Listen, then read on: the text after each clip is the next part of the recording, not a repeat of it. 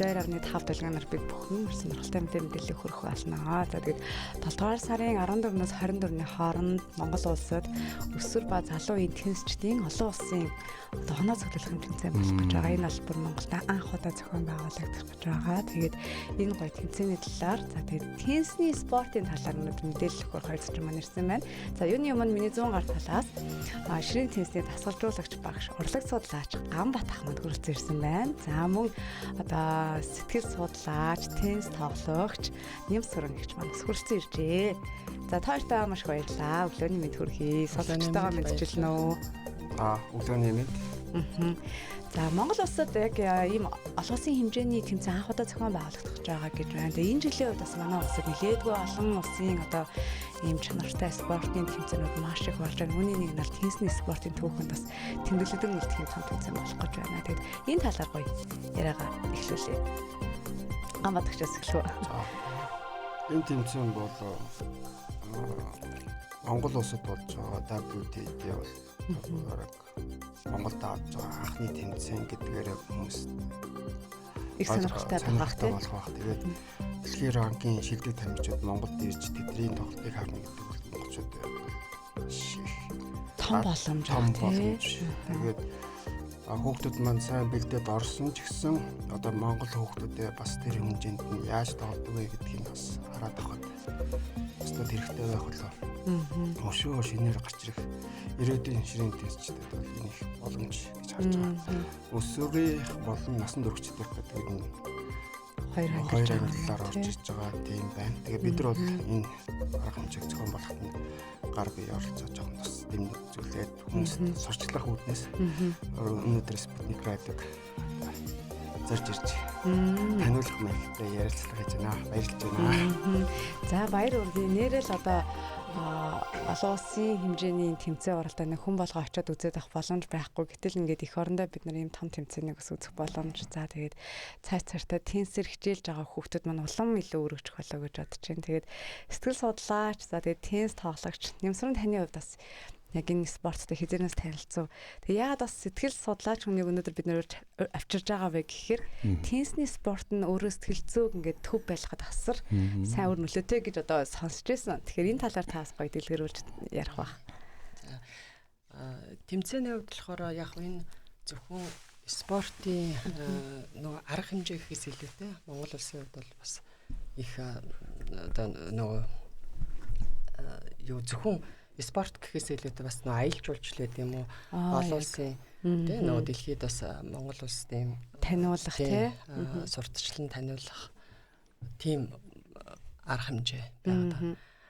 Миний хувьд болохоор теннисийг яг багтаа тоглож исэн хэдий ч гэсэн яг спортыг нөө зөв сурсан тэр нь болохоор нэг 2 жилийн өмнөөс тэгээд яг тасралтгүй жил яг багшаар тийм мэргэжлийн багшаар заалгаж тэгж амтнд нь орсон. Тэгээд сэтгэл зүйчийн хувьд болохоор спорт бол зөвхөн бие биелэлээр одоо эрүүл мэнд тий өөрийн хувь хүний яг ингээд олон ач холбогдол байгаа ч гэсэн одоо сэтгэл зүйн хувьд бол өөрийгөө ингэж нөгөө ялан дийлэх тий өөрийгөө хинбэ гэдгээ таньж мэдэх гэл маш олон асуудлууд бас байна л та. Та өөрөө мэргэжлийн сэтгэл зүйч хүний хувьд за тэгээд яг одоо сүүлийн 1 жил мэргэжлийн багш нар хичээлж байгаа хүний хувьд яг теннисээр тоглоход танд гарч байгаа өөрчлөлт юу байна? Хамгийн энгийн нэг цагийн менежмент. За. Тэгээд цагийн менежментээ маш зөв зохицуул сурж байна. Тэгээд бүр хит их бас нөгөө ачаал авахгүйгээр тэгээд спортыг яаж зөв авч явах вэ гэд ингээд өөр дээрээ яг одоо туршиж үзэж байгаа гэх юм уу да. Яагаад тэгэхээр зөвхөн бие биелтрэн гэхээсээ илүүтэйгээр энэ нөгөө нэг эрүүл мэнд амьдралын хэм маяг, амьдралын чанар гэл маш олон асуудлууд бас хөндөгдөж байгаа л да. За энэ талаар бас илүү гоё дэлгэрэнгүй танилцаа. За та микрофонтойгоо маань ярилцж ирж байна. Микрофонтойгоо юу нь бол манай хоёр цэцэн маань нэлээд жоохон хайртайг яриад өгөөрэй гинэ. За Монгол улсад болох яг энэ 7 сарын 14-өөс 24-ний өдрүүдэд зохион байгуулагдах олон улсын одоо WTT гэж байгаа тийм. За энэ хоёр янзаар хоёр өсвөр болон залуу үе гэсэн хоёр ангилалтай байгаа юм тий. Дэлхийн одоо томоохон ранк өдөртөө тамирчид ирэхээс гадна Монголоос бас тамирчид оролцох байх л та. Энийг та дэлгэрүүлж танилцуулбал таны хувьд бас яг энэ тэмцээнд ямар үүрэг гүйцэтгэж ажиллаж байна? Энэ тэмцээнд бол би шүүгчээр оролцох бодолтой байгаа. Тэмцээнд бол бэлдээд яаж байгаа манай шгшээ баг хүүхдүүд бол байгаа. Тэр бол одоо сорил тэмцээндээ ороод одоо тэмцээнд орох 4-6 хүүхд байгаа л гэж бодож байна. Ангиллал бүрдээ юу гэдгийг бол одоогор нөгөө сорил тэмцээнүүд маань харагдах баг. Яг тэр бол шгшээ багийн хийдэг ажил. Бид нар бол энэ тэмцээнийг зохион байгуулахад нь ер нь WTT гэдэг тэмцээн маань Монголд болж байгаа ач холбогдол нь юу гэхээр тийм өндөр зэрэглэлийн тэмцээнийг Монголд анх удаага авч байгаа гэдэг нь энэ цувралаар явагдах юм байна. 3 жилдээ дараалж. Тэгээд энэ юунд Монгол хүмүүс бас оролцох боломжийг нээж өгч байгаа гэсэн үг. Тийшээ одоо WTT-д одоо эхний 600-д ч гэдэг юм уу те ранкд ганц нэг хүүхдэд орсон байгаа ч гэсэн маш их зардалтай спорт юм байна. Тэр хэмжээнд хүүхдүүд бэлдэж очиж орох нь баг тасгалжуулагч, сэтгэл зүйч, одоо массажист маш олон баг ажилд нь ард нь ажилддаг юм байна. Монголд бол одоохондоо тэр зүйл нь жоохон очир дутагдaltaй байгаа болов гэж бодож байна. Би болохоор Австри, Германд бол Бундслигт нь тоглож үтсэн ширээний теннисийг. Тэнд очиод бол Монголын ширээний теннисийг одоо шин түвшинд гаргахад маш олон тэмцээнд орох шаардлагатай байна. Тэнд байгаа баг тамирчид яаж ажиллаж амьдардгийг очиод харчихсан гэсэн үг. Тэгэхээр зүгээр нэг байх биш удаан хугацаагаар байж харна гэдэг бол бас нэг өөр зүйл юм байна. За тэгээд Монголд ирээд ширээний теннисийг хөгжлийг харах юм бол яг л нэг хэдхэн хүний л ажил юм шиг харагдаад байгаа байхгүй. Энэ бол маш олон хүн нийлж ээж улс орноор хөдөлж ээж тэрний ард гардаг тийм юм байна. Одоо ингээд хажуунаас хараад бол нэлээд олон ширээний теннисний клубуд байдаг. Нэлээд их одоо тамирчид байдаг. Одоо бид нар ч гэсэн зүгээр теннис одоо тоглох сонирхолтой хүмүүст ингээд гадар явахдаа теннис тоглоё гэд гэр бүлэрээ ч юм уу найзуудаараа ингээд орохоор нэлээд олон тийм газрууд байд юм билээ шүү дээ. Тэгэхээр одоо таны хэлэхээр нэг цөөхөн хэдэн хүмүүст ингээд оролцож байгаа шиг байна гэхээр надад бол харин за теннис бол нэлээд олоолаа байт юм байна. Амар гоё юм байна. Бас хаяа ингээд бас атаарах ч юм уу тийм ээ. Спорт сонирхдаг хүн болохоор өөр ингээд за олоол байдаг болохоор үнэхээр ялчгүй гоё юм байна гэж хэлж байна. Ер нь бол одоо ингээд Монголд нийт одоо хэдэн клубуд байна, нийт мэрэгжлийн тамирчид хэдэн хүмүүст байна. Тэгээд дэлхийн чансаад одоо ямар хуу бас байдалтай байт юм бол ерөөсөө яг теннисийг бол бид нар яг тоглохоос мэдгээс яг тийм илүү статистик ч юм уу хүний талаар нэг сайн бас мэддгүй юм байна гэдэг харуулсан чинь. Ер нь бол датанууд бол байгаа бах. Ер нь ширээний теннисийг би бол сонирхч төвшөнд нь илүү хөгжөөсэй гэж хараад байгаа. Мэргэжлийн төвшөнд нь бол за хүмүүсийг сонгож байгаа. За энэ бол үнэхээр мэргэжлийн тамирчин мөн байна гэдгийг манай Олимпийн ороо болон ширээний теннисний холбоогны хийх ажил. Бидэд бол одоо сонирхчдын ширээний теннисийг хөгжүүлэхэд ари өөр өнцгөөс нь авч үзэх хэрэгтэй юм байна. Одоо ер нь олон клубуд байгаа. Тэнд олон тоглогчид бий. Тэр тоглогч нарт энэ WT ер нь монголчуудад хэр хол юм бэ, ойр юм бэ гэдгийг илүү ойроос мэдрэх боломжийг өгнө гэж би харж байгаа. Дээрээс нь бидэд бас тусдаа сэтгэл зүйчдийн баг нийлж ажиллаад энэ спортод хувь нэмэр оруулъя гэж бодоод байгаа. Энэ спорт чинь бараг урлаг одоо тий дотоод мэдрэмж хөгжүүлсэн маш олон тийм боловсрол одоо тий элит төвшөнд яаж тоглож болдог вэ гэдэг бүх зүйлийг одоо бүр энэ бөмбөгтэй спортын хаан спорт байгаа байхгүй. Одоо энэ жил бол спортын 100 жил нь болж байна. Тэгээ энэ 100 жилийн хөгжилтэй энэ спорт Монголд бараг 70-аад он 50-аад оноос хойш хүмүүс тоглосон байдаг. Маш олон тэмцээнүүд ахмадууд маань явсан байдаг. Тэр ахмадууд ч гэсэн одоо Монгол ширээний теннисийг хөгжүүлэх гэж одоо ахмадууд хичээсэн байгаа. Одоо дунд үеийнхэн одоо өсвөр залуучууд маань энэ спорт руу одоо доороо хийж 10-аас 15 жилийн зарцуулж иж мэргэжлийн төвшөнд ирдэг гэж байгаа байхгүй. Тэрийг л богинохон болгох гэж бид нар хүсэж байгаа юм. Өдрийн 8 цагаас 10 цагийн бэлтгэлтэй 2 3 хэсэг хичээлэхэд жил 8 сарын дотор одоо өөрийгөө мэргэжлийн тамирчинд бэлдэж болохоор одоо өсвөрийн ингээд байхдаа 11-тэй одоо 12-тэй хүүхдүүд бэлтгэхийн хэмжээний тоглогч болоод гараад ирж байгаа юм. Тэгээд тэр хүмүүс яг хаанаас яаж бэлтгэдэж гарч ирж байгаа юм. Өсөө гэр бүл дотроосоо тоглож аваад гарч ирж байгаа юм. Гэр бүлийнхэн сонирхч усууд нь энэ спортоор явах одоо тэр мэдрэмж бүх юм багаас нь өгчих юм бол илүү хурдан амжилтанд хүрэх магадaltaй юм байна гэдгийг батлаад хараалаад байна. Одоо жишээлбэл Японы 2 ах トゥ 2 Харимото байна. Эсвэл Францын 2 Леброн, эсвэл одоо Шведийн Моригар, Трус Моригар гэх чинь ахтайгаа зүг. Ерөөсөө гаражнда тоглож байгаа л өөрсдөө бэлтэж байгаад шигшээ багтаа ороод ирж байгаа байхгүй. Тийм л байдлаар. Тэгэхээр ер нь physical training гэдэг нь бас яг юу юм те сэтгэл санаанд нөлөөлдөг зүйлүүд нь яг юу юм. Тоглогч бол тоглолдог ч гэсэн хүний тоглолтод яаж орохгүй тоглолтоо үзүүлэх үү? Яаж улсын нэрийн өмнөөс тоглох уу? Яаж олимпийн циклд орох уу?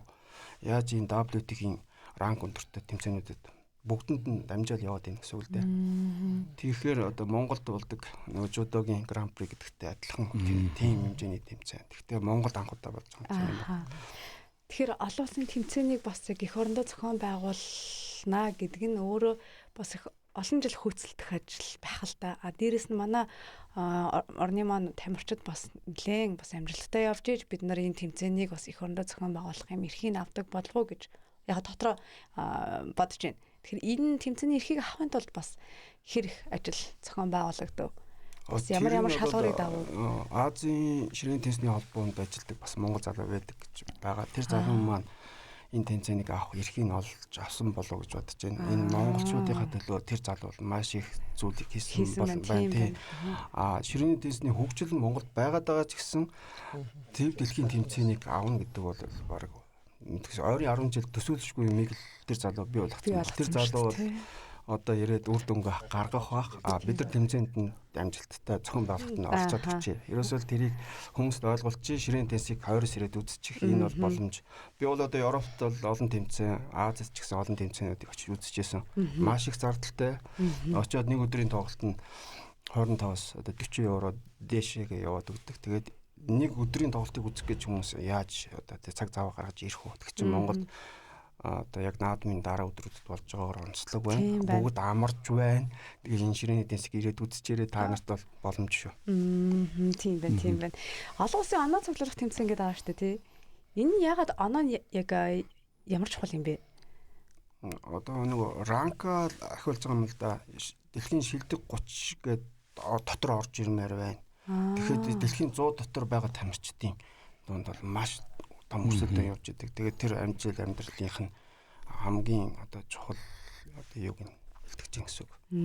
Тэр ранка би ахиулчлаа. Би шилдэг 10-д ороод ирлээ. Гэхэд бол энэ дэлхийн топ тамирчин байна. Одоо дэлхийн 30 дотор байгаа тамирчин ч гэсэн ямар амжилттай сайн тоглодог вэ гэдгийг харуулдаг. Тэгэхээр энэ циклдээ байж байгаа нь тэр хүний хувьд бол ажил амьдралынх нь хамгийн алтан үе гэж би бол харж байгаа. Монголчууд бол тэр хэмжээнд шилдгийн шилдэгүүдийг очиж харна гэдэг бол бас би энэ хэмжээнд тоглох юм бэ штэ ингэжээж би дэлхийн ранкт орж ирэх юм байна гэдэг хүүхдүүдэд бол айгүй гоё тийм боломж олдох байхаа л гэж харж байгаа. Одоо энэ хүү тэмцээнд хаан зохион байгуулдаг. Одоо бид нар бол тий яаж үзэх үү тий тэгээд хуваарууд нь ямар хувь байдیں۔ Эхлээд одоо өсрийнх нь тоглох юм уу? Эхлээд насан туршийн тоглох юм уу?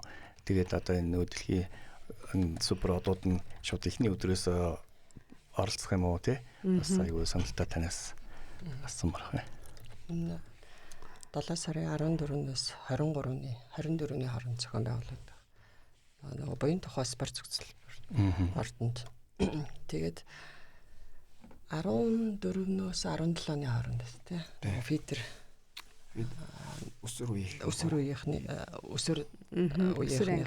англи нь 19-өөс 23-ны хооронд болохоор залуучууд. Гэт. Мэдээж нэг тасалбар бол одоо онлайн болчиход байгаа шүү дээ тий. Хүмүүс үнэгүй гэдгээр. Үнд төлбөргүй юм. Тэр боломжийг Монголын ширээний теннисний холбоо энд одоо ерөөсөө хүмүүст нөгөө үзүүлчүүл яасан юм бэ? Заавал тасалбар гэдэг. Тэр олон хүмүүсийг хамруулж үзүүлэх нь чухал байгаа байхгүй. Түүнээс биш. Тийм. Гадаадд бол үнэтэй үздэг шүү. Тэгээд шилдэг тамирчны очиж үзэх гэж бүхэл улс орон даяар маш их онгоцны билет худалдаж авч нисцгээдэг юм байдаг юм байна. WTT чинь. Бид нарт бол тийм боломжийг Монгол тавьчраад яаж байгаагаар онцлог байна. Магадгүй монголчуудын хувьд за жишээлбэл нэг ойролцоогоор 10 хүүхэд яваад үзээд тэмцээнд оролцоод ирсэн ч гэсэн 10 хүүхдийн гэр бүл бүгд явах уу? Тийм шүү дээ. Тийм. Бүгд явах боломж байна. Тийм. Тэгэхээр сая бол 10 хүүхэд Английн Лондонд дэлхийн ширээний теннисний 100 жил анх болсон газараа 100 жилийнхаа ойг тэмдэглэсэн байгаа. Тэнд бол Монголоос анхны баг тамирчид бол очиж оролцсон. Тийм. Одоо өөртөө дэлхийн ширээний теннисэнд шилдэг 64 багт багаараа орсон гэдэг бас нэг тийм амжилтын би бас маш их саашааж байгаа. Тэгээд тэр улсууд маань тэрний дараагийн үеийн тэр тэмцээнүүдэд ороход энэ тэмцээн бас дэмжлэг болох болов. Бид бол одоо сэтгэл зүйчдэд нь чухам яаж ажиллах юм бэ энэ тамирчдтайгаа. Одоо тоглох нэг хэрэг юм байна. За энэ тэмцээний ард гарахад юу болж авах вэ тийм. Энэ тэмцээн одоо тамирчид ийм одоо чансаадаа орж ирж байна. Тэр хүний хөгжлөн тэр баг нь яаж ажилтгийг ямар их олон хүний хүчин зүтгэлээр нэг тамирчин тэр ранк руу орж ирдэг вэ гэдгийг хүртэл мэдээж байгаа гэсэн үг л дээ. Тэгээ бид нар бол энэ тэмцээнийг зохион байгуулж тусалж оролцоод дараагийнхын тэмцээнүүдийг хүүхдүүдэд бэлтгэхэд нь та нар бидэртээ тий баг болж ажиллаж бас болох юм байна. Бид нар ер нь бие биенийг дэмжих тал дээр яаж жоохон учир дутагдaltaй байна. Одоо ямар ч спорт. Яагаад Монголын спортын олимпийн энэ олон тэмцээнүүд болоод байгаа. Монголчуудыг л хөгжүүлэх гэдэг байгаа шүү дээ. Түүнээс биш монголчууд очиод оролцох нэг тий чөлөөтөнч вэ, жудоонч вэ. Одоо тий өндөр зэрэглэлийн тэмцээнүүд Монголд болж байна. Гэхдээ чансаа олгох л гэдэг байгаа. Яагаад чансаа олох гэдэг нь Монголд нь энэ спорт хөгжөөд байна. Энийг бид нар тааруулах. Тэгэхээр бид нар бас энэ спортын сэтгэл зүй, энэ талын хоол, шимтгийжэл тэгээд тамирчны ур чадвар тэр бүгдэд хамтарч хүн бэлддэг юм байна. Тэгвэр нэг ус одоо тэр хэмжээнд нь харж үзэх ёстой л гэж би хараад байгаа. Спортод одоо хөрөнгө оруулалт. Бид нар үндэсний спорт бол айгүй гоё дийдэлдэг шүү дээ. Тэрнтэй адилхан дэлхийд 100 жил хөгжсөн энэ спорт ингээд хөгжөөд явж байхад бид нар хаах нь вэ нэ гэдгийг айгүй сайн харах. Гэтэ их хүлээлт хийгээд хэрэггүй шүү. Зүгээр Монгол хүмүүс ороод үзээсээ тэрэнд нь ямар их одоо тэмцээний уур амьсгалыг мэдрээсэй л гэдэг юм. Одоо ер нь орох тамирчдын нэрс бол одоохоо өнөөдрөөс л тодорч ирэх болох. Тэгээд яагачгүй зарлчиж бас болохгүй. Тэр нь бол тэр холбооны хийдэг ажил байна. Холбоо болон шгшээ багийн. Одоо энэ өсвөр үеийнхэн дээр жишээлбэл ер нь хідээс дээш жил хичээсэн тохиолдолд ер нь ийм олон улсын тэмцээнд орох эрх нь үүсдэг юм бол мэдээж яг ур чадвар хамгийн чухал ах л да. Гэхдээ туршлага гэдэг зүйл байх болстой болов. Хэдэн жил хичээлж ийж за ер нь нэг мэргэжлийн түвшинд хүрэх боломжтой доо гэдэг нэг тийм зүйл байдаг болов. Ер нь судалгаагаар харахад өдөрт 8-аас 10 цаг хичээллээд 2-оос 3 жилийн дотор одоо мэргэжлийн тамирчин болж яадаг гэж байгаа байхгүй. Хятадд тэгээд чинь 10 цент хийдний тоглогч байна гэж. 10 сая. Японд болохоор бага наснаас дунд сургуультай бүгд ширээний теннисээр дамждаг гэж байгаа байхгүй. Тэгэхээр ингээд улс болгонд өөр ингэсэн спортод яах тэр дунд сургуулиас нь тэр боловсролыг өгж байгаа хандлагууд байна. Манайд болохоор клубын системээр орцсон явж байна. Би бол Европт очиод ажилласан юм юу гэхээр ширээний теннисний одоо нэг тусгай одоо мэргэжлийн сургуулиуд байдаг юм байна. Бүр 10 жилээс нь яг тэр хичээлүүд нь явагддаг. Тэгээ хөл бөмбөг ингээд тэрнтэйгээ зэрэгцээд явд юм. Тэгээд хөл бөмбөг чинь болох уу, ширээний теннис чинь болох уу дараагийн асуудал. Гол нь тэр спорт гэдэг нь яг хувийн хувьд таних хэрэгтэй юм байл л дээ. За спорт гэдэг үг сэтгэл зүй гэдэгтээ дандаа ингэж хоршиж хамт явдгийм байлээ. Тэгээ спортын хүн сэтгэл зүгөө маш тогтвортой, тайван байх хэрэгтэй гэдэг зүйлийг бас спортын тамирчин болгон хэлтгээ. Тэгэхээр сэтгэл зүй гэдэг зүгээр ингээ хальт бодоод үзэхэд бас биднэрт ингээ захирагдахад айгүй хэцүү зүйл мэтэр бодогддог байхгүй. Тэгэхээр харьцангуй спортоор хичээлж байгаа хүүхдүүд илүү тийм тайван, тууштай, өөртөө ихтэй болж өсдгөө гэд аман яриагаар л бид нар мэдээд л байна л да. Түүнээс яг бас спортоор хичээлдэггүй учраас мэдэхгүй байна.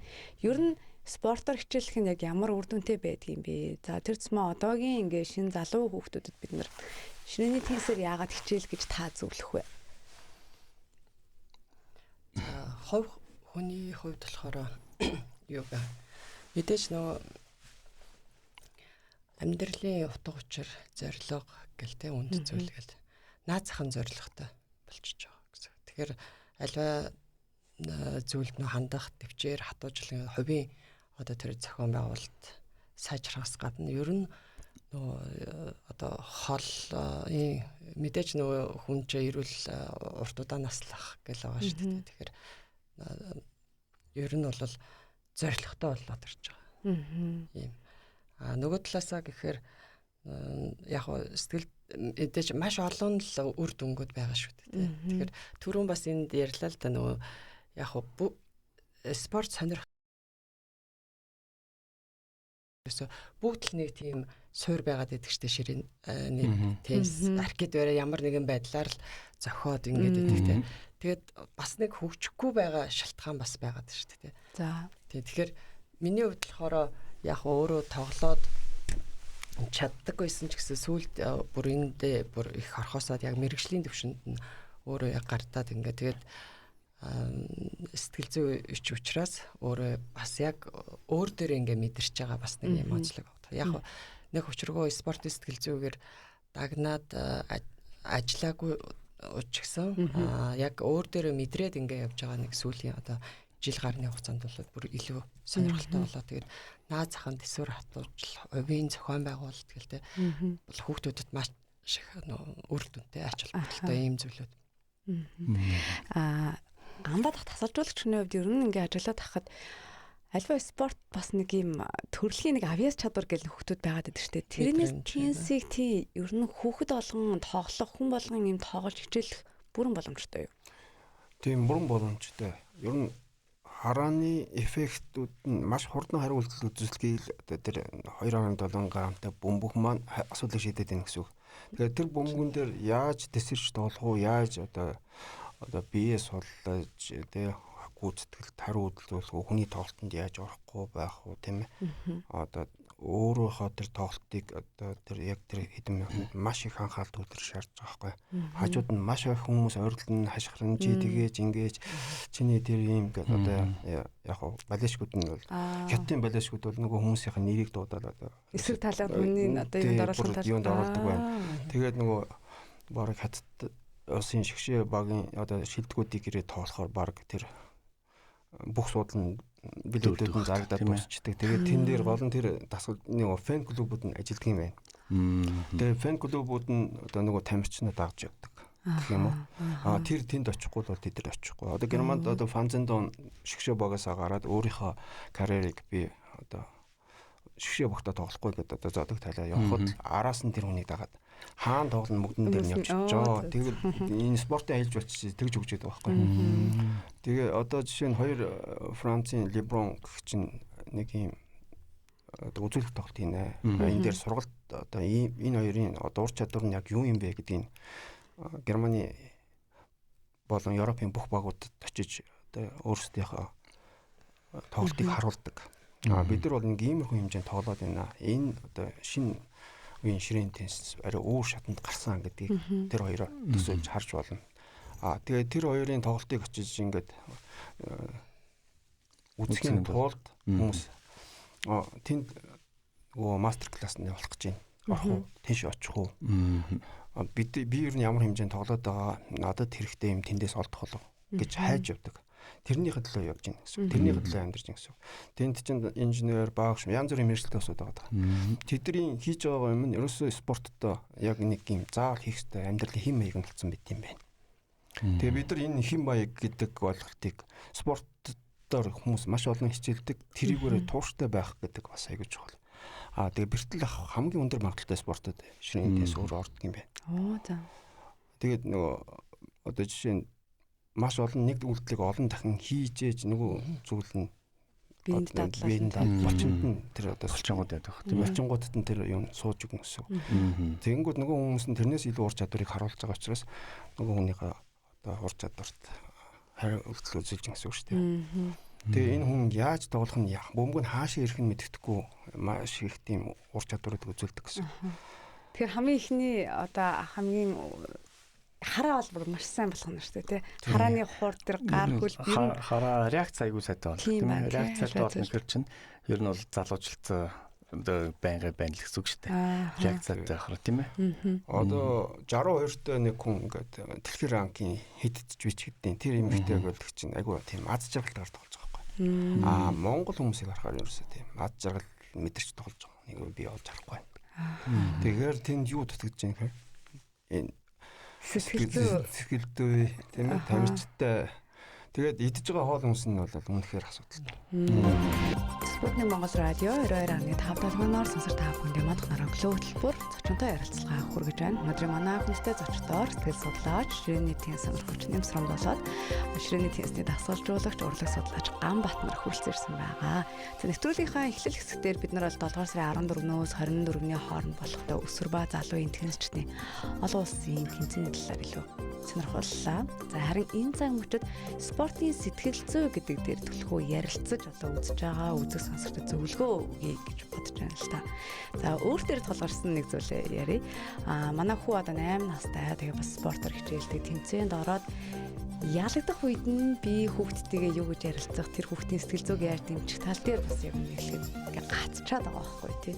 Тэгэхээр ер нь бол бүх спортуудыг адилхан сэтгэл зүгээ төлөв байлгах хэрэгтэй, ингээд давах хэрэгтэй гэж ярьж байгаа. Тэгэхээр энэ дээр ер нь бид нар хүүхдүүдийг тэмцээнд оруулахаас өмнө сэтгэл зүйн яг яаж бэлтгэл болох юм болоо. Ер нь хүүхдүүд төлөхгүй бас тэмцээнд орох юм нэг ямар сэтгэл зүйн дагамтанд өртөөд идэх юм бол энийг та хоёр маань бас гоё дэлгэрүүлж ярьж өгвөл. Яг сэтгэл зүйн маш олон асуудал байдаг дунд ч гэсэн маш их чухал хэсэг нь л дээ. Яг тэгэхээр ялагдал болон амжилтын одоо тэр амжилтаа яаж зөв хүлээж авах гэдэг одоо тэр хувийн бэлтгэл гэсэн үг шүү дээ тийм хувийн. Тэгэхээр ялангуяа одоо бага наснаас нь одоо яг энэ сэтгэл зүйг их зөв одоо тэр төсвөр хатуужлаа тийм хувийн зохион байгуулалтын тэр зөв тавьж өгөх нь их зүйтэй байгаа тийм. Тэгэхээр таны хувьд болохоор сая хэдэн настай хүүхдтэй гэнэ? 8 настай. Яг энтэй адилхан нэг кейс хэлээ л да.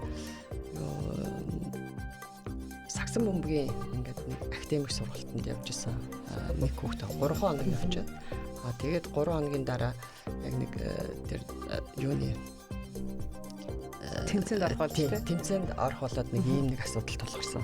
Тэгсэн тэмцээнд ороод алтын төлөө тоглосон байна. Алтын төлөө тоглоод тэгээд хүүхд маань алт авч чадаагүй мөнгө медаль аваад тэгээд уйлаад ингээд зогсож байгаа байхгүй. Тэгээд яасан ингээд асуусан чинь алт авах байсан юм. Мөнгө авсан байна шүү дээ тийм мөнгө авсан. Тэгээд маш сэтгэл дундуур байна шүү дээ. Тэгээд өөрийгөө болохоор алт авах төвшний гэдэг ингээд 3 хоног сургалтанд явж тэгээд ингээд бодцоо ийм байгаад байна шүү дээ. Тэгээд алт авах байсан ингээд. Тэгэхээр хожигдож одоо ялагдал хүлээх төр сэтгэл зүйн бэлтгэл байхгүй. Тэгээд дээр нь өөрийгөө нөгөө одоо тоглогч те одоо яг энэ спортоор ингээд нэлээд 3 хоногийн дотор одоо сурчлаа 3 хоног хичээлж байгаа ч мэдхгүй тэгээ явж те. Тэгэхээр ер нь анханаас нь одоо манай энэ багш дасгалжуулагч нар ч гэсэн их юу байгаад байна. Одоо сургалтын заахаар барил энэ систем жоохон өөрчлөлмөр санагдаад байна. Ялангуяа одоо орчин үеийн хүмүүс чинь нэлээд хөгжчөөд байна шүү дээ. Тэгэхээр яг энэ бие бэлтрийн хувьд сэтгэл зүйн хувьд яаж яах вэ гэдэг тэр тасгалжуулах арга барил энэ юм өөрчлөл. Тэгэхээр энэ дунд ч мэдээж хувь хүний нөгөө сахилга бат тий юмд төсвөр хатуучлалтай байх зохион байгуулалт гэл айгүй олон асуудал байгаа ч гэсэн хамгийн чухал зүйл бол яг тэмцээнд ялангуяа тэмцээнд ороод тэр ялагдах болон амжилтын мэдрэмж тэр зөв хүлээж авах гэдэг энэ асуудал нь аюул. Тэгэхээр ээж аавд бид нарыг юун дээр ерөнхийдөө анхаарах хэрэгтэй. Та өөрөө дасгалжуулагч багшийн хувьд ер нь тэр засмаа өсвөр насны хүүхдүүд тэмцээнд орохдоо яг юун дээр төлхөө ингээ санаа зовох ч юм уу тийм зүйлүүд одоо дарамт мэдрээд байна гэх юм уу? Ер нь бол их айцтай тоглолт юм бэл хүүхдүүдийг харж байгаа. Тэгээд ээж аав нь айгүйх дэмжиж идэг. Тэгээд би тэр одоо дээрх дэмжлэгт нь хариулт үзүүлж байгаа гэж бодоод тэмцээнд орж байгаа шүү дээ. Тэгээд тэр нь урт нь айцтай байгаа бол тэр тэмцээнээс амжилт авах магадлал нь буурна. Дээрээс нь нөгөө хийжсэн үүсэтгэл нь нөгөө хүүхдээс илүү би юу хийж чадах юм бэ гэдэг дээрээ төлөх хэрэгтэй болохоос биш. Нөгөө хүнийхээ тоглолтод орсоор байгаад нөгөө оноо нь яваад оноо дээр төлрөөд байгаа байхгүй. Ерөөс оноон дээр төлөх шаардлагагүй юм. Ер нь спорт өөрөө тэр нөгөө гүйцэтгэлийн ур чадварууд нь юун дээр хагддаг вэ гэхээр хэр зэрэг өөрийнхөө хийж исэн бэлдсэн юмнуудаа гаргаж чадаж байна. Тэр ерөөсөө тэр одоо манай сургалт дээрөөсөө хүмүүсийг айгүйх тийм дарамтлсан одоо юу ирээд байна. Энэ чинь бидтэй төгшөөртэй тийм юм. Тэр нь юунаас ирдэг вэ? Хоолноос ирдэг байхгүй. Тийм. Тэгээ идж байгаа хоол нь тийм нөгөө янз бүрийн хэцүү юмнуудыг идсэн. Тэгээд тэр нь баг хоол нь хотоодын хогийн сав болчоод тэгээд хүүхдээс амжилт төсдөг бол айгу асуудалтай зүйлүүдийг ойлгуулж байгаа гэсэн үг. Тэгэхээр бид нар амьдралын хэм маяг ярих гэдэг зүйл нь өнөөдөр идж байгаа зүйл чинь таны амаар орж байгаа. Тэд нар бүгдээр гэр бүлээрээ сууж байгаа. Идсэн хоол тийм үү. Тэг чин эдгээр идсэн хоолнд илчлэг, калори одоо янз бүрийн юм тооцсон гэдэг хүмүүс янз бүрээр яриад байгаа. Өөр нэг жижигхэн салаад идээд жоохон юм идчихэд болчих зүйлүүдийг чинь маш хүнд хоолуудыг хийж байгаа. Тэгээд тийм хоолтой хододтой хүн тоолт гарах нь гэж байдаг. Тэгэхээр хоолн дээр л харах. Тэгэхээр заавал ингээл нэг ийм идэх хэвээр, тийм идэх хэвээр, тийм туушрахаас илүү маш бага идэж сурцсан байх хэвээр. Бид нар бол маш их иддэг болсон байна. Одоо тэгээд маш их юмыг ходоод руугаа хийж гин гэсэн. Тэгээд тэр чинь энерги ялгаруулж чадахгүй. Ходоодондоо хоолтой хүнээс яагаад ч тоглолт гарахгүй гэж байгаа байхгүй. Тэгэхээр тэр өдөр баг одоо ширээн тенсний тамирчид идэж байгаа бож байгаа бол ер нь шингэн хүчтэй хоолууд их иддэг юм байна. Баг тэрэндээ айгу тэг өнөөдөр тоглолтынхаа төлөө ямар их цаг зарсан бэлээ. Тэр тоглолтынхаа төлөө чи юу хийсэн? Чи өөрийгөө яаж бэлдсэн гэд хэлдэг байхгүй. Тэгэх чинь нөгөө өнөөдөр миний булчингийн хар хөдөл үзүүлэх чадвар тий. Би нурууны гол дагсан булчингууд яаж ажиллаж байна? Бие хэр зэрэг суулгалсан, хэр зэрэг тайван байгаа юм. Бас юм одоо нөгөө төвлөрлийн дасгалуудыг яаж хийсэн гэд хэлдэг байхгүй. Тэгэхээр манай төвлөрлийн дасгал хийж байна. Одоо тэр хүүхдийг хүчлээл тэмцээнд оруулаад ахын чухал юм уу? Тэмцээнд орсны дараа чи тэндээс юуг олж харсан бэ? Эхний хэдэн минутын яаж зарсан? Яг төгсгөлийн 1 минутаа яаж гүйцэтгэсэн? Тэрэн дээр эхлээд төвлөрч. Дараа нь миний гүйцэтгэл тийм байсан. Би тэр хүүхдүүдээс тийм юм олж харсан. Би ер нь надад бол цаанаа багтчихин ч гэдэг юм уу? Ингээд багаар ажилтгал юм байгаад байгаа байхгүй спортч. Түүнээс ээж аауд хүүхдэд тэмцээнд оруулах нь нэг хэрэг. Багш дасгалжуулагч хүүхдээ бэлдсэн нэг хэрэг. Нөгөө хүүхд чинь өөрөө тэр орчинд орж ирээд ингээд сандрах тий. Нөгөө тайван биш байх, хүний тоглолтыг хараа сандрах ч юм уу тий. Яг өөрөө тоглолтоор чинь тэр хэдхэн минут секундын л асуудал байгаа шүү дээ. Тэгэхээр тэр нэг хэдэг дойл хэдэн юу одоо гүйл дээр хичээл хийж байгаа аюу олон хүмүүс гараад ирсэн сая том тэмцээнүүд монголчууд гүйж байна. Аюу гоё байна. Бид нар айгүй нөхцөл шаардаад идэх юм байна. Айгүй энгийн зүйлээс эхлэх хэрэгтэй юм байна. Тэр өдөр болгоны хийжсэн зүйл чинь чи тэрийг чеклээд бичээд авах хэрэгтэй юм байна. Би тэдэн минутанд тэд гүйсэн, тэдний алхам дээр би ер нь нэг ингээд өсөж уруудахтаа ингээд байна. Одоо тэрийг ерөөсө бичиж тэмдэглэж байгаа тийм юм өөртөө ажилтдаг юм байх хэрэгтэй юм биш үү? Өөртөө анализ хийх нь шүү дээ тий. За би өнөөдөр энэ гүйцэтгэл дээр ер нь ингээд байна. Энийг би хизээ яг тэмцээнд орох хүртлээр энэ одоо энийг зов хийх юм. Тэгээ хийчээ тэр нь яг тоглолтын дээр гарах уу? Одоо тэр юмнууд ч гарч ирэх байхгүй. Тэгээ одоо хүүхдүүдийг гадагшаа маш их тэмцээнд авч явж байна хүмүүс. Ээж аавууд нь зардлын төлөө явж байгаа. Тэгэхэд чинь энэ тэмцээн бол монголчууд дотроо байж байгаа тэрийг очиж харуулхад ээж аав нарт юм ойлгох байх гэж бодож байна. Тэгтээ болдог бол маш сайн ийм анализууд ингээд видео экспертүүд ингээд энэ тэмцээн дээр ийм байна гэд ярилцах хэрэгтэй юм шиг байна. Монголд тэр спортыг айгуу тийм анализ хийж ярьдаг суднаалга хэдэн сэтгэл өөрлөө хөрсөн хөтлөгчнөр телевизийн эфирүүдийг ингээд одоо хөл өмгийч гэсэн харж байна те. Тэгээ нэг юм оролж хасгалсан усуудын сүр дуулаанаар бид тэр спортыг таниад байгаа байхгүй. Тэр чинь үгүй байна. Энэ спорт дээр юуг анализ дөрүүлсэн байдаг тийм ба. Тэр ингээд яг лайв явж байгаа нэг хэрэг тэрэн дээр бол айгуу гоё хүмүүсийг үзэгчтэй байлгаж чадаад байна. Энэ спорт чинь чухам юу? Спортын шинжилх ухаан гэж юм гараад ирсэн. Тэр чинь хөгжсөн байгаа шүү дээ. Тэгэхээр энэ тамирчин чинь өөрөө айгуу өндөр бэлтгэлтэй. Ягаад одоо Японы тамирчид тий хятадын тамирчидтай ингэж үзээд байгаа. Тэд нар ерөөсөө бүх юм ард нь баг ажилласан байгаа байхгүй. Манайхан бол тэр дасгалжуулагч дээр явчих, энэ дээр явчих. Тэгээ хүүхдүүдийн нааш цааш нь зүгүүд байгаа. Энэ бол одоо бид нар дараагийн шат руу гарах хэрэгтэй болоод нь шүү дээ. Дэрийг л ярих гэж ийм ирсэн болоод гэж бодож шүү. За. Таныг би нөгөө Аножингийн тэр нөгөө асуулт нь жоохон нэг хариулъя гэж бодож байна. Нөгөө хүүхдэд одоо тэмцээнд ингээ оролцоод би дараа нь ингээд юу ярих хэрэгтэй байсан гэж. Одоо нөгөө бидний хамгийн эхлээд том алдаа нь бол аав ээжлэр бид нар өөрсдөө юу хүлээж ин тэр нь байгаа даахгүй. Яг. Тий. Одоо би ч өөрөө бас нөгөө багшин болохоор бас тэрийг ойлгоод байгаа байхгүй. За хамгийн эхлээд зөвлөгөө нь бол мэдээж хүүхдтэйгээ эхлээд тэмцээнд орохоос өмнө тэр ямар нэг спортын төрөл ч юм уу одоо урлагийн дугуулан байна юу тэр нь оруулахаас өмнө хүүхдээс өөрөө асуугаад чамд яг энэ таалагдж байна уу боломжтой байна уу гэд өөрөөс нь эхлээд асууна. За эхлээд өөрөө нэг аль нэг төрлөө сонгосны дараа ярилцах хэрэгтэй байхгүй бас. За ямар төвшөнд хойлоо байх вэ? Чи ингээд зүгээр тоглоод ч юм уу зүгээр энд оролцоод сонирхчоор байх уу? Ингээд бас бусдтай адилхан бусдаас арай жоохон тийм давуу талтай. Эсвэл мэрэгжлийн төвшөнд байх уу? Мэрэгжлийн төвшөнд болох юм бол хойлоо шал өөрөөр ярилцсан гэж ярина. За өөр бэлтгэлүүд хийгдэн 7 хоногт 2 удаа байсан бол өдөр болгон хийгдэн нэг жоохон тийм тэр талаас нь эхнээс нь яг нөгөө хүүхдтэйгээ нөгөө тийм ялагдал болно. За одоо юу одоо төрүүлэн хожигдно гэсэн юмнууд байна. Тэгээд нөгөө бэлтгэлүүд хийхэд маш их хэцүү болно гэж нөгөө эхнээс нь тийм зүйлтэй ярих юм бол одоо тэгээд чамшиг адилхан ийм хүүхдүүд 1000 гаруй байна, 100 гаруй байна. Тэгээд тэрнээс илүү гарахын тулд бас илүү хичээх хэрэгтэй гэдэг.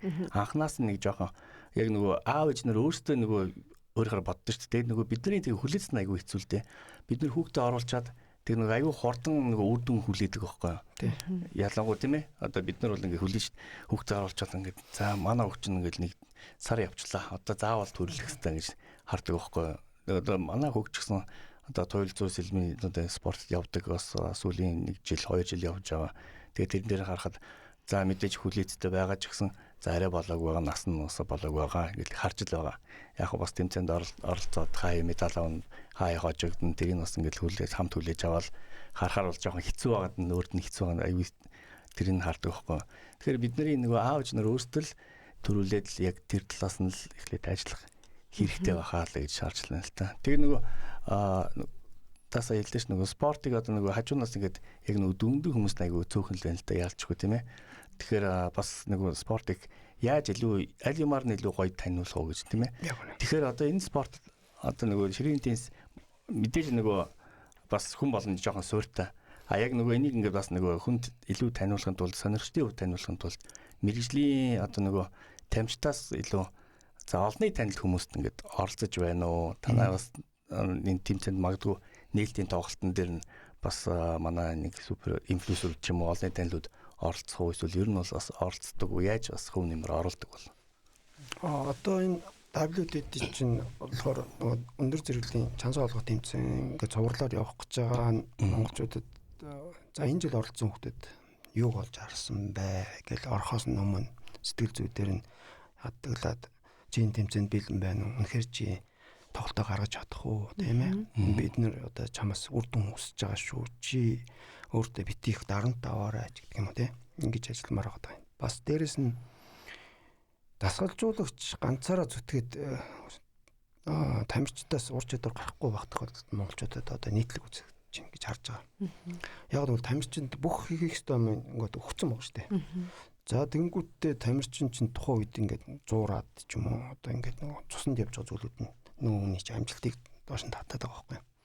Тэгээд энийг яагаад яриад гисэн бэ гэхээр ерөөсө хүмүүсийн спортын амьдралын хэм маяг нь өөрчлөгдсөн байхгүй. Тэрийг спортын шинжлэх ухаан айгүй хожуу явж байгаа гэсэн үг. Монголчуудын хувьд тэр хүн юу хийсэн болоо яасан болоо гэдгийг огт сонирхгүй байгаа байхгүй. Тэг чин энэ хүн яг одоо Луис Хэмилтон гэдэг чинь Формула 1-т яагаад амжилт үзүүлээд байгаа юм бэ гэдэг юм Европтой ярьдаг. Тэгээ маш олон инфлюенсерүүд энэ хүнээс яагаад ийм ур чадвар гардаг юм.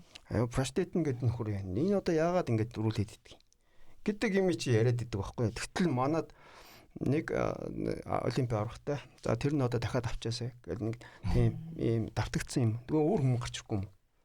Тэгээд ийм байж болохгүй байгаа. Тэгээд тэрдээ хамт хийжсэн усууд нь тэр амжилт руу авчдаг гэдэг юм манайхан одоо ойлгож эхэлж байгаа болоо гэж харж байгаа. Инфлюенсеруудын хувьд бол одоо энэ спорт руу ингээд хүн болгон тоглодог байгаад байгаа ч гэсэн тэр лүг жоохон хөрөнгө оруулалтуудыг маш их шаардлагатай гэж харж байгаа. Яг нь энэ чинь Монгол улсын нэр гарч штэ. Монгол улсын спортын хөгжил нь хаана байгаа гэдгийг тодорхойлж байгаа. Тэгээд одоо сакс волейбол гэдэг юм хүүхдүүд аягүй хөшөрж байгаа. Тэгээд яагаад ч гоо Монгол улсын гавьяат цол гэдэг 3 жилийн дотор авч ийн гэхээр энэ ямар гоё юм бэ? Сакс гэдэг 333 дээр болоод авьяасаа үзүүлж чинь үнэхээр бахархаж байна. Тэр хүмүүсийн хүс хөдөлмөр ингээ айгүй хурдан үнэлэгдэж байгаа байхгүй. А ширээнээс бол 10-аас 15 жил нь ерөөсөө маш гоё чимээгүй явна гэсэн үг. Тэгээд тэр хүний одоо төлөвшил тэр спортоор орохгүй байх, тэр спортоор эцсийн үзэх. Тэгээд олон улсын хэмжээнд тоглож гарч ирнэ гэдэг бол одоо бид нар бараг л 10 хэдэн жил, бараг 20 жилийн ялгаа харагдаж байгаа байхгүй. Тэр спорт руу явахын тулд. Тэгэхээр энэ инфлюенсерүүд анхаараасай. Биднэрт ойрхон байна уу, хол байна уу, энэ спортод хөрөнгө оруулах нь зайлшгүй юм байна гэдгээ таних хэрэгтэй. Тэгээ нэг одоо сагсан бөмбөр маш их талбай байгуулад айгүй гадаа их тоглодог болж байна. Айгүй гоё харагдаж байна. Тэгвэл байнга тоглож байна хүмүүс. Спортын ур чадвар чинь гудамжнаас эхлэх нь зөв. А ширээнээс гадаа гудамжинд байна уу? Байхгүй байна. Тэг чи Европ байна. Солонгост байна. Японд байна. Хинч хаанч тоглох боломжтой. А тэгтээ гадаа тоглодог нөхцөл нь жоох манай салхитай, цаг уурын нөхцөл гэдэг ингээд янз янз. Тэгтээ ямар ч үед тоглож болохоор ширээн дээр ийм контакттай спорт юм. Ширээн теннис. Ийгүү хаан спорт гэдэг байгаа байхгүй. Би бол Европт маш олон хөл өмгийн лигүүдийн заалуудаар явж үзчихсэн. Тэд дандаа ширээн теннис тоглодог. Яагаад вэ? Би халаалт маш хурдан алддаг байхгүй. Тэгэхгүй гадаа гарч салхинд гарч гүгээд яах юм? Бороонд норж гүгээд хөл өмг байнга тоглоод байгаа үгүй байгаа байхгүй. Тэр чинь яг тэр бэлтгэлийнхаа үндсэн юугаа ширээн теннисээр авчдаг. Одоо газрын теннис гэдэг айгүй тайм хүмүүс сонирхоод байгаа. Үндсэндээ эхлээ ширээн тенниснээс газрын теннис рүү ордог. Ийм дамждаг хөлбөрөд ихтэй болсон. Одоо агарын теннис бас айгүй гой хөгжих гээд байна. Одоо шинэ төрлийн одоо падлж байд юм. Тэгэнгүүт ширээн теннисийн сүртэй усуд айгүй сайн тоглолт үзүүлдэг. Тэгэхээр падл Монголд хөгжлөө гэдэг яг Испани активууд орж ирээд Монголд үйл ажиллагаа явуулаад өглөө бид нар ямар ч ойлголтгүй байх шүү дээ. Тэгээд тэдний чинь ширээн тенниснээс олоод авчаач тий. Тэгээ сэтгэл зүйтэйгээ олоод авчих. Багаар тоглолдог 2 хүн хосороод болохоор яа. Чи миний өмнөөс тэрийг гүйцэтгэж чадсан уу гэдэг ингээд 2 хүн одоо хосоор тоглож байна. Одоо ширээн теннис ч гэсэн айгу багаар хөгжиж эхэлж байгаа. Хүний ч биш юм байна. Багийн спорт бол явуулсан. За манайхан бүгд л хожигчлоо. За манай нэг нь гараал хожигчлоо. За бүгдээрээ сэтгэл санаа хунжах шээ. Тэгээд нэмэргүй янз янзын жишээнүүдийг ярьж болж байна. Тэгэхээр тэр тасгалжуулагч нар хүүхдүүд авч очиод айгүйх зардал гаргаад очиж байгаа шүү дээ. Тэгээд бүх цүнх цавын үүрэл бараг л дэгдэг гэж байгаа байхгүй. Тэгээд тэрийг сонсохоор өрөвдөд байгаа. Тэгвэл Европт очисон монголчууд би энд айгүйх тусалсан гэж яригдсан. Тэрийг сонсохоор айгүй монгол хүмүүсээ дэмжих гэдэг байгаа айгүй хөөрхөн байгаа даа. Дээрээс нь энэ спортын төлөө явж байгаа асуудыг бас алдаршуулаасай. Энэ мундаг тасгалжуулагч юм тэр энэ гэхээсээ илүүтэй энэ спортын төлөө энэ хүн насаараа тий явсан. Гэхдээ ер нь жоохон социализмын үед жоохон тоглож байсан усуд айгүй хайтайхан хөгжиж байсан байх. Тэр үн унтсан байхгүй. Дахиад шинэ спорт шинэ үед орж ирсэн. Спорт өөрөөр шинжлэгдсэн. Энэ имийг олж хараач гэж хараад байгаа. Тэгэхээр хамтдаа хөгжицгээе. Бүгдээрээ тоглолцгоё. 80 эдтэй надад одоо миний багт байгаа хүн байна, 70 эдтэй хүн байна. Дэлхийн аврагт яваад ирж байна. Гэхдээ бид нэр ийм айгүй их ийм хайрцагт орсон байт юм байна. Тэгээд их тийм загнуулж теннис тоглож сурсан байт юм байна. Тэгээд тэр загнуулсан юмараа хүнийг загнах гэдэг юм. Тэгээ одоо таквондо ч гэсэн одоо юу ч байдгийн те. Ер нь их тийм дарамтлуулсан усуд. Тэгэхээр тийм дарамтлуулсан усудаас юм гарах уу? Тэгээд айгүй их юм хүсээд байдаг. За харга зүй хүртэл шинжлэгдсэн байгаа энэ цаг үед тий. Тэгэхээр цаг үед мэдээлэлүүд ханаас авч байна. Монголд болохоор юм дандаа шинэ байсан бол одоо юм айгүй энгийн болцсон байна. Тэгэхээр юм энгийн айгүй жижигхэн ур чадвараас энгийн дадлаас эхлэч. Жижигхэн дадлууд чинь тэр амжилт руу чинь хөтэлдэг юм аа. Тэгээд спортын холбогдлолтой маш олон сэдвээр мэтгэлцээнүүд хийх хэрэгтэй. Сэтгэл зүйчид тэгээд янз янзын багуудыг дэмжиж яаж яаж яг үнэхээр сэтгэл зүйч өөрөө тоглохгүй бол яагаад ч тийм ойлголт авахгүй. Одоо чөлөөтөр барилж байсан сэтгэл зүйч болыг бол би шууд алгаад ташаал. За тийм байна тий. Тэгвэл энэ номыг уншиж байгаа. За энэ үнтэй хамтраад ажиллаж байгаа. Тэгвэл юу гарч ирэх вэ? Тэгэхгүй нэг юм дээр үед тэр авраг тэр яваад ингэсэн тэгсэн гэдэг юм ярьдаг байхгүй. Одоо тэр хөгжүүлэн юм бидэрт одоо ямар ч одоо шинэ ухаанаар бол батлагдахааргүй юмнуудыг ярьдаг. Дээрэс нь ихтгэл үнэмшлийн асуудлыг ярих шаардлагатай. Бид нар чинь юунд итгэдэг улсууд вэ? Спортыг одоо хөл өмгчд харж байна. Бүгд л гараа ингээл одоо тэр хайртай дуртай яаж ин тэр итгэдэг одоо тэр хүч олж авдаг зүйлүүдийг харах гэдэг. Тэгэхээр тэрийг айгүйх ингээд бид нар тэр нь ойлгомжгүй. Одоо жишээ нь хөл өмгчд яагаад Есүс минэлгээд байгаа юм. Тэр Есүс нь хин хаана гэдгийг хин байдгийг те тэр их гэрлийн бурхан хаана байгаа юм. Тэр бурхантуудаа таньдаг байх хэрэгтэй шүү дээ. Тэр чинь яг нөлөөлт юм уу үгүй юм уу? Үнэхээр буддад одоо ягаад одоо тэр буддизмыг яаж ойлгодгийг гэд тэгэхээр ерөөсөө тэр дотоод итгэлийн хэмжээний асуудал маш чухал хэмжээнд яригдана. Тэгэхээр спортынханд бол тэрийг бас зогс яриад өнгөрч байгаа юм шиг бол авчиг тэрийг бас ойлгосоо. Ээж аав нар нь миний хүү сайн яллагдлаа гэж хэлэхээс илүү чи энэ нэг гимиг давж гарлаа баяр хүрэх юм нөхөө нэг гимиг ойлгосонд чинь баярлалаа талархах сэтгэл нь байх хэвээр. Түүнээс чи яга ялгч юу? Яста ялах байсан юм да. Тим хүлээлт хэрэггүй байна. Тэр хүүхдтэйгээ хамтдаа хөгжих хэрэгтэй юм байна ээж аав нар. Хүүхдүүдэд авчиад спортод оруулж байгаа нь үнэхээр сайн. Тэгээ ээж аав нь цуг тоглоод үзэлтэй. Тэгвэл тэр чинь ширээндээ суугаа байхгүй. Манай хүү чинь харин тоглох юм бэ шүү. Бид нар чинь хамт тоглох юм байна. Тэгэхгүй тэг гар утсанд одоо тэгээ дэлгэцэн амралтаа болцоод байгаа хүүхдүүдтэй юм хийж чадахгүй байгаа эцэгчүүдэд хэлэхэд нэг спортод авчиж оруулаад цуг хийгээд үз. Тэгээд хүүхдээсээ юу шаардахаа өөрөө мэдгэж байгаа шүү. Тэгэхээр чинь өөр болох. Уучлаарай. Төрөний нөгөө нэг сургалтын систем байт юм уу тэрний хөтөлбөрөө жоохон өөрчлөх хэрэгтэй гэдэг байгаа. Тэрэн дээр түрүү хэллээ шүү дээ эцэг их нэг сайн ярилцах хэрэгтэй гэдэг байгаа тий. Тэгэхээр ярилцах нь бас буцаад дарамт болчих гээд байдаг. Тэгэхээр би ингээд одоо төлбөр төлөөд ингэсэн учраас гээд амжилт хүлээгээд төрүүлээд нэг юм өгчөөд байгаа мессеж өгчөөд байгаа учраас тэр хүүхд ингээд шарлахаад би алтаах байсан гэж уйлж байгаа юм. Тэгэхээр яг одоо зүгээр ярилцах нь тий. Жижигхэн юу түрүү багш хэллээ шүү дээ тий. Өөрсдөө тоглоод зорилцоод гэдэг чинь бас нэг арга байна. Тэгээд тэр юу өөрчлөх гээд байгаа нь яг олон хитрхи ингээд янз янзын тэмцээн гээд ахаасаа илүүтэй. Тэр хүн өөрөө өөрийгөө нөө ялах нь чухал байхгүй. Тэгэхээр өөрөө өөрийгөө ойлгож дэсвэр хатуужилтай болчоод мэрэгжлийн төвшөнд гэхээр бас арай өөр болоо явчихна тий. Ядаж тэрэндээ дуур сонирхолтой өөрөө өөрийгөө ялан дийлэх нь чухал гэдэг имийг л айгуу сайн байхгүй. Тэгэхээр нэг 3 хоног бөмбөг цогчоод би гээд ингэх тим юм руу биш л гэдэг юм хэлэх гээд байгаа. За маш их баярлалаа. Нэвтрүүлэг өндөрлөхөд 4 минут болсон байна. Тэгээд сонсогчдоо бас гоё уриалъя. 7 дугаар сарын 14-өөс 24-ний өдрүүдэд спортын спорт цацлбарт болох өсвөр ба залуугийн теннисчдийн олон улсын тэмцээнд бас сонсогчтой гоё уриалъя. Үн төлбөргүйгээр та бүхэн маань 10 хоногийн спортыг таньж мэдэх боломжтой байна. Тийм байна. Ирж байгаа тий. Хэдэн орноос ирж байгаа вэ? За тэгээд сонсогчтой бас уриалвал. Тийм ер нь одоо мэдүүлгээ өгсөн тэр техникийн ажлууд нь явж байгаа. Тэгээд манай Ариатын асуудал гэсэн улсууд нь виза олгоод нааш ороод ирэх байх. Гэхдээ Монголд бол онгоцны зардал маш үнэтэй байна гэж сонсогдож байна. Нэг шүүгч ирэхэд л 8-9 сая төгрөг гэж байна. Тэгэл тэр чинь зохион байгуулж байгаа улсаасаа болно. Нөгөө энэ тэмцээнд маш их зардал гарч байгаа. Төсөв нь бол маш өндөр яригдж байгаа шиг үлээ. Тэгээд бас дээрэс нь спонсор байгууллагууд их гарч ирээсэ гэж хараад байна. Тэгээд баг хамт олон болон байгууллага хамт олноор дэмжиж оролцоод энэ спортын төлөө явах байгууллагууд их гарч ирээсэ.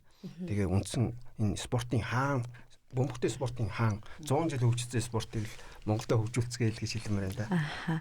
Одоо яг энэ том олон улсын тэмцээнд таны хэлдэг нэрээ хувийн хвшлүүд маань маш их дэмжих байх гэж найдаж байгаа. Төрөөс ер нь дэмжлэг байх уу?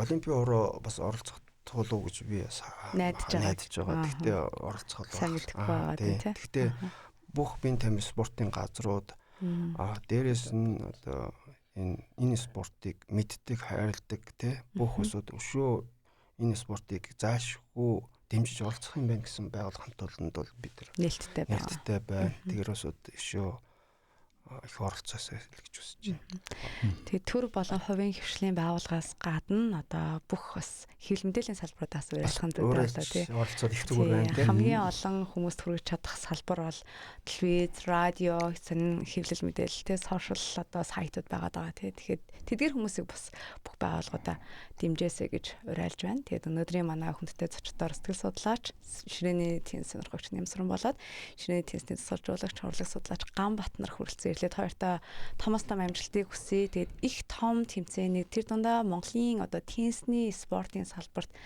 түүхэнд үлдэх те цаашаа хөгжилд нь илүү хувь нэмэр оруулах гоё үүсэт одоо хувь нэмэр оруулж байгаа юм байна. Та хоёртай болон баг хамт олонд нь томоос том амжилтыг хүсье. Хүүхдэд дагуулад очно. Гэр бүлээр очиод гоё ярилцаад ингээд гэр бүлээр үзэл бас их гоё спорт байх. Хамт олнороо. Тийм байна. Тийм, ер нь тоглодог усууд ч их очиж үзэх бах. Тэгээд энэ нөгөө наадмын дараа амарч байгаа үед айгу ирж юм тийм. Тэгээ энэ айгу гоё үеийн таарчих шиг боллоо. Түүнээс ш ажилдаа байгаад очиж үзэж чадахгүй ч юм уу. Хөдөө гадаа явахгүй дээр бас жоо хойшлуулаад яваад үзээрэй гэж хэлмээр байна. Дээрээс нь энэ спорт чинь өөрт чинь болон гэр бүлд чинь аз жаргалыг авчрах гэдэг юм. Түүнээс хүүгийнхаа тоглож болдог өвгийнхаа тоглож байгаа юмар өөрөө тоглож болохгүй шүү дээ. Энэ чинь тоглож чаддаг спорт байгаа байхгүй. Тийм ээ. Гэр бүлээрээ тоглох боломжтой юм гоё спортыг өнөөдөр бас сонсогчдод илүү гоё ойлгуулж ирсэн болоо гэж бодож байна. Тэгээ хамтаас нь маш их баярлалаа. Мишадаас маш их баярлалаа. Маргааш хүлээд олонд толцгаая. Тэгээ. За баярлалаа. Тэгээд ямар ч байсан өнөөдөр маш сонирхолтой яриа байлаа. Манайхан бас ширээний теннис гэж юу гэж бас баган ч гэсэн ойлголт авсан байх гэж найдаж байна. За тэгээд ямар нөгөө давуу талууд байдیں۔ Ямар сонирхолтой юмнууд байдیں۔ За тэгээд Монголд бас анх удаа юм олон улсын тэмцээн зохион байгуулалт чинь дэлхийн чемпионы одоо оноо цуглуулах боломжтой тэмцээн гэхээр бас маш гоё байна тий. Теннисний төрөл одоо бас одоо жудо бүх сакси үүдийн том тэмцээнтэй адилхан зэрэгцээ адилхан оноо авах боломжтой болж байна.